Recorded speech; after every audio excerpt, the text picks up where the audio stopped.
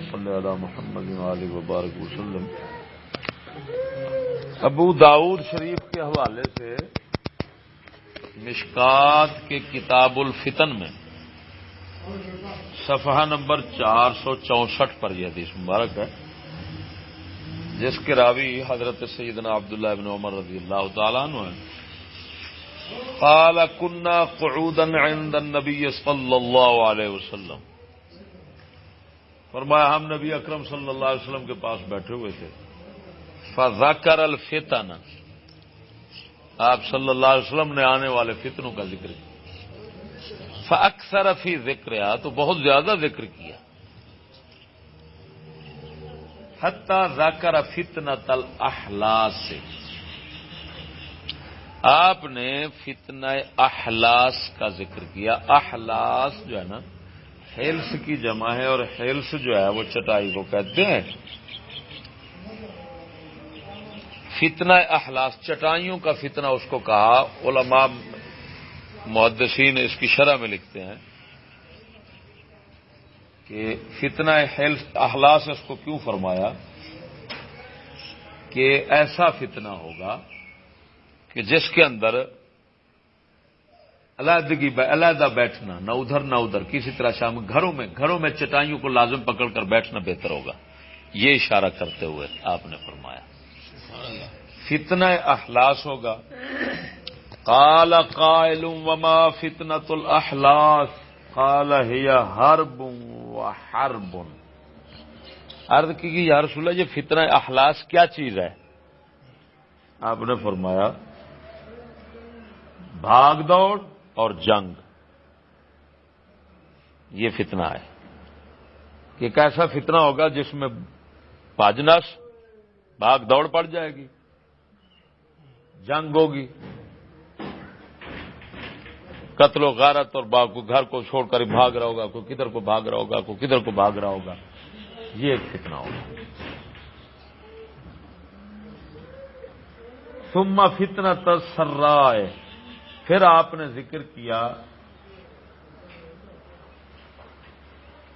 ثم فتنۃ السراء، پھر آپ نے فتنہ سرا کا ذکر کیا۔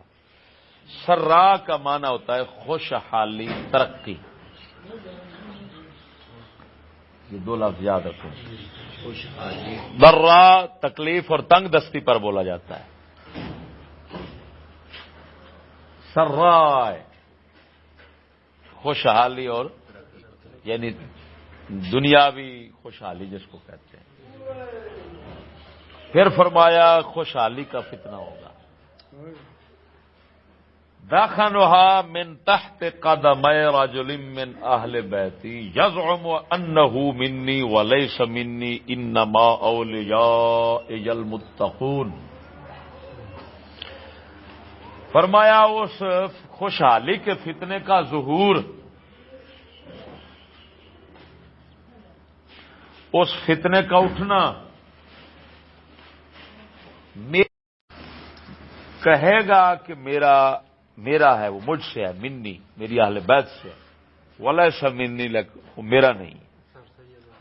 انما اولیاء المتقون، میرے تو صرف وہی ہیں جو پرہیزگار ہیں۔ سبحان اللہ، میرے اہل بیت وہی ہیں جو پرہیزگار۔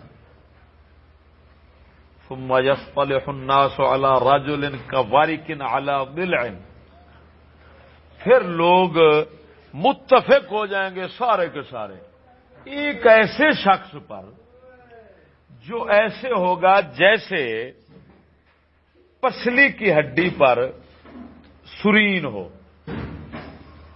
سرین چوتڑ ہوتا ہے نا بندے کا، جس کے دو حصے، ایک حصے کو سرین کہتے ہیں، جیسے اس پر سرین۔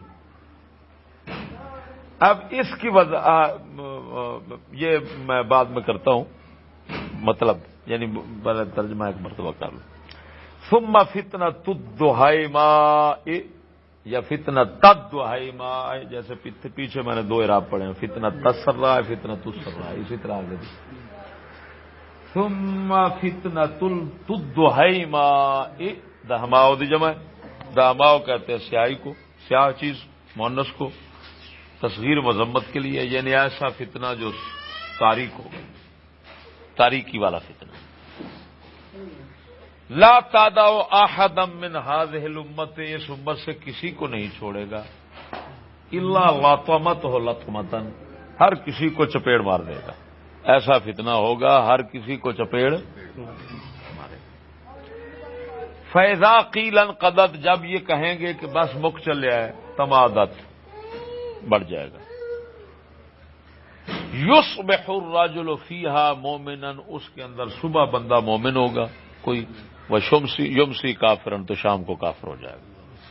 حتی یصیر الناس الی فسطاطین ایمان لا نفاق لہ، ایک دھڑا ایسا ہوگا کہ ان میں ایمان ہوگا، منافقت نہیں ہوگی. دوسرا دھڑا ایسا ہوگا نفاق فسطاط نفاق لا ایمان لہ، منافق ہوں گے ان میں ایمان نہیں ہوگا.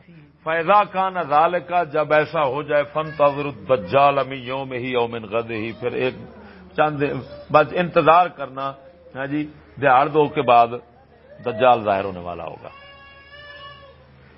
یہ حدیث پاک ختم ہو گئی. اچھا، یسی فسطاطین، فسطاط ایمان لا نفاق فیہ وفسطاط نفاق لا ایمان فیہ. فَإِذَا كَانَ ذَلِكَ فَانْتَظِرُوا الدَّجَّالَ مِنْ يَوْمِهِ وَمِنْ غَدِهِ. صحابہ کرام فرماتے ہیں بیٹھے ہوئے تھے، آپ صلی اللہ علیہ وسلم نے فتنہ احلاس کا ذکر کیا. پوچھا یا رسول اللہ یہ احلاس کا فتنہ کیا ہے؟ فرمایا بھاگ دوڑ، باجناستے جنگ تے لڑائی. یہ جو ہماری سمجھ میں آتا ہے نا، 1857 میں یہ ہوا تھا. باجناسی دنیا کوئی چھڈی گھر چھڈی جاندی سی، دیکھو کدھر نس رہا سی، دیکھو کدھر نس رہا سی.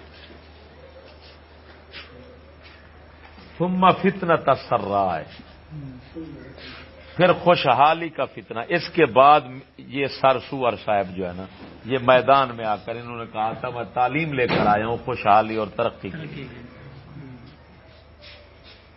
مسلمان اب اپنی ترقی اور خوشحالی کی سوچیں، چھوڑو بس جو کچھ ہو گیا سب ہو گیا. وہ فتنہ ہے سرا، خوشحالی اور ترقی کا فتنہ. اب اس کے لیے ہم نے یہ تعین کیسے کی کہ وہ سر سید ہے؟ بھائی اس کے متعلق ساتھ یہ بھی آیا ہوا ہے کہ ایک شخص ایسا کہ جو میری اہل بیت سے ہوگا، اس سے وہ ظہور کرے گا فتنہ خوشحالی کا.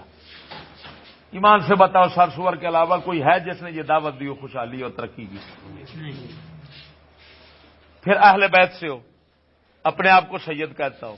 پھر سرکار صلی اللہ علیہ وسلم نے غضب میں آ کر اس کو اپنی اہل بیت سے نکال دیا. پہلے ثابت کیا، نکالا غضب سے. یہ نہیں کہ نسب اس کا نہیں ہے، نسب میں وہ ہے ہوگا سید، لیکن کام اس کے سجدوں والے نہیں ہوں گے، اس وجہ سے میں غضب سے اس کو اپنی اہل بیت سے نکال دیتا ہوں. جیسے کہ وہ باپ اپنی اولاد پر بیٹے پر ناراض ہو کہتا ہے اے میرا ہے ہی نہیں، پڑا دفے کرے کدو ہے میرا، کہتے ہیں نا. اس کا یہ مطلب تو نہیں ہوتا کہ یہ میری نسل نہیں ہے، نسل تو ہے لیکن غصے میں میرا اب. اسی طرح آپ صلی اللہ علیہ وسلم فرما رہے ہیں. آگے فرمایا انما اولیاء المتقون، میرے دوست، میرے قریبی، میرے رشتہ دار تو صرف پرہیزگار ہیں. یہ کہتے ہیں سجدہ نو کچھ نہ آکھو، ہم کچھ نہیں کہتے، لیکن جو کچھ ان کے نانا جی نے کہا ہے وہ تو کہہ لیں. سمجھنے بات کیا ہے؟ اتنا تو کہہ سکتے ہیں کہ ان کے نانا جی نے فرمایا جو فسق و فجور میں آئے گا، جو آئے گا اس میں بے دینی میں آئے گا، مرتد ہوتا چلا جائے گا، وہ میرا ہی نہیں. میرے تو وہی قریبی ہیں، وہی رشتہ دار ہیں جو متقی. اچھا، اس کے بعد پھر مسٹر جناح کی باری آ گئی. لوگ ایسے شخص پر متفق ہو جائیں گے، واقعی وہی لوگ متفق ہوئے جو کبھی متفق نہیں ہوتے تھے. ایسے شخص پر اب وارکن علی دلعین، پسلی پر سرین. یا تو یہ لگتا ہے کہ اس کے دبلے پتلے ہونے کو بیان کیا گیا ہے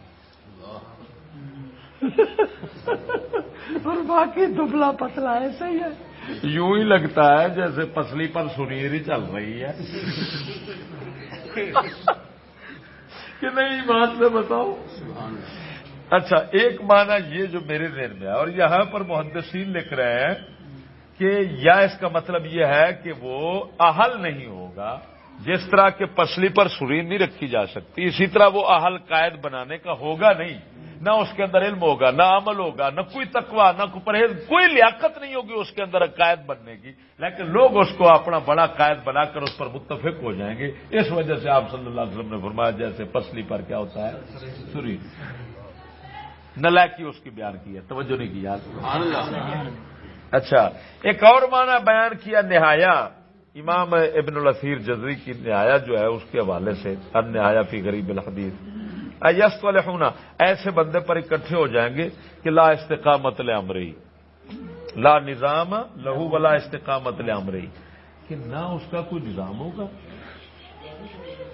سبحان اللہ، یار کیسی عجیب بات، اور نہ ہی اور اس کو کوئی استقامت نصیب ہوگی، وہ جدھر پھیریں گے دنیا اس کو، انگریز جس طرح پھیرتا تھا اس طرح پھرتا تھا، واقعی اس کا، اور ہر کوئی نظام اس جب ملتا تھا مسلمانوں سے تو کہتا تھا اسلام لا رہا ہوں، جب ملتا تھا انگریزی ٹولے سے کہتا ہے سیکولر ہوگا میرا ملک، تو میں تو جدید ریاست بنانا چاہتا ہوں۔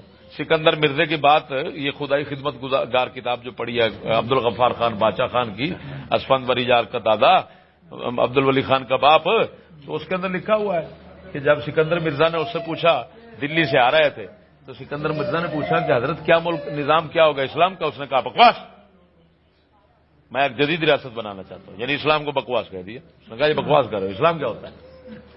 یہ ٹھیک بات ہوگی، لا نظام الہو، اس کا کوئی نظام اور استقامت اس کو پکی بات نہیں کرے گا، منافقوں کی طرح چکر مارتا رہے گا۔ اچھا، یہ بھی ہو گیا۔ پھر آگے ثم فتنۃ الدحیما، ایک تاریخ فتنہ ایسا عام ہو جائے گا،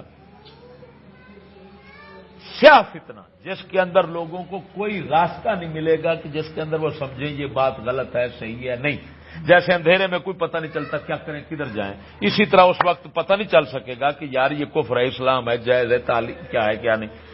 پھر اس کا وہ ایسا فتنہ ہوگا کہ اس امت میں سے کسی کو نہیں چھوڑے گا، الا لطمت ہو لطمتن، ہر کسی کو چپیڑ مارے گا، چپیڑ مارنے سے مراد ہے متاثر کرے گا۔ یہ سکول کا فتنہ ہے کہ واقعی پاکستان بننے کے بعد یہ سکول کا فتنہ ایسا پھیل گیا ہے کہ نہ انہیں مولوی چھڈیا کسی کا، نہ کوئی ملا کا گھر چھوڑا، نہ پیر کا چھوڑا، نہ کسی غریب کا، نہ امیر کا، ہر کسی کے گھر میں اس نے چپیڑ مار دی ہے۔ سمجھ نہیں آ رہی ہے فتنہ، اس کو فتنہ دحیما آپ نے فرمایا ہے۔ اس کے فرمایا پھر لوگ کی بھول کیا ہو جائے گا، حتیٰ اسی کے ساتھ ہی فرمایا، ہاں جب یہ لوگ کہیں گے کہ اب کہیں گے کہ ختم ہو رہا ہے، بس ختم نہیں ہوگا، پھر بڑھ جائے گا، پھر یہ بڑھتا ہی رہے گا، یہ ایسا لعنتی فتنہ ہوگا۔ واقعی حضرت صاحب، ابھی آپ حضرت صاحب تو ہم یہی کہتے ہیں بس مکنے والا ہے، انشاءاللہ ختم ہونے والا ہے، یہ سکول ختم ہونے والے ہیں، لیکن بڑھتے جا رہے ہیں یار، بات تو وہی ہو رہی ہے جیسے آپ فرما رہے ہیں۔ اذا قیل انقضت، جب کہا جائے گا کہ ختم ہو چلیا، تمادت پھر بڑھ جائے گا۔ آگے آپ نے فرمایا یصبح الرجل فیہا مومن ویمسی کافرا، صبح مومن شام کافر، باقی دنیا اسی سے ہو رہی ہے، دیکھ لو کیا کیا کفر سکولوں کے آپ کو سنا چکے ہیں کہ نہیں ہے۔ پھر آگے آپ نے جو عجیب بات کی ہے نا، حتیٰ کہ جب یہ کفر عام ہو جائے گا لوگوں میں نا، تو پھر لوگ دو دھڑوں میں ہو جائیں گے، ایک دھڑا ایمان والوں کا ہوگا جن میں منافقت نہیں ہوگی، ایک منافقوں کا ہوگا جن میں ایمان نہیں ہوگا۔ اس وقت ایک سکول کے مخالف حضرت صاحب کا دھڑا یہ ایسا عجیب ہے، اس میں منافقت نہیں ہے، اور ایک لانتی وہی ملا پیر عوام وہ ایک طرف سکولوں کے حامی ہیں، ان میں منافقت ہے تو ایمان نہیں ہے، یہ بھی بات ٹھیک ہو گئی۔ اور آگے پھر فرمایا کہ فیضا کان ذالکا، جب یہ ہو جائے تو پھر دیہڑ ڈنگ کم جے، پھر دجال آیا سمجھا جے، یہ تو ہوں انج لگتا ہے جی میں دجال آیا تو پھر اللہ تعالیٰ ہوں سانو بچاوے۔ یہ انج ترتیب کے ساتھ یہ چاروں فتنے، فتنہ اخلاص 1857 کی جنگ، اچھا فتنہ سرا خوشحالی کا سر سور کا پیغام ترقی، سمجھنی بات کیا، پیغام ترقی اور دعوت ترقی جو تھی خوشحالی کی۔ پھر آ گیا مسٹر جناح کے مجرم لیگ جس میں سب اتحاد ہو گیا. پھر آ گیا فتنہ دہائے ماں، وہ سیاہ فتنہ تعلیم والا جو عام ہو کر ہر گھر میں پہنچ گیا. آخری اس کا مطلب یہ نکلا کہ اب بالکل بانڈ ہو گئی اب حضرت دجال کی، اور یہ جو سکولی طبقہ ہے یہ حضرت دجال کے لیے پورا راستہ ہموار کر چکا ہے. اور وہ بات بھائی کہ سچی نہ ہو جائے، میرے حضرت صاحب مرشد پاک رحمہ اللہ فرمایا کرتے تھے جب دجال آئے گا تو سب سے پہلے پاکستانی قوم مانے گی. میرے سید امام شاہ صاحب رضی اللہ تعالیٰ عنہ جو حضور سیدنا پیر مہر علی شاہ کے خلیفہ تھے، غوث زمان قطب تھے، ان کی ولی کی زبان سے نکلا ہو سکتا ہے دجال آنے والا ہو اور پاکستانی قوم اس پر ایمان لائے. حدیث کی روح سے بھی ایسے ثابت ہوتا ہے.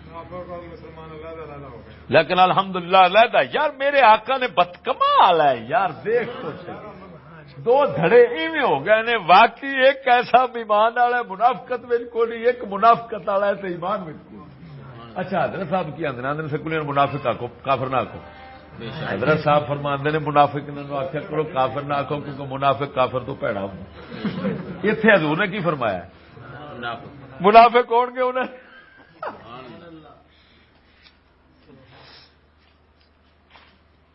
آگی گڈی یہ چل کے نا 464 سفر چل کے اٹھا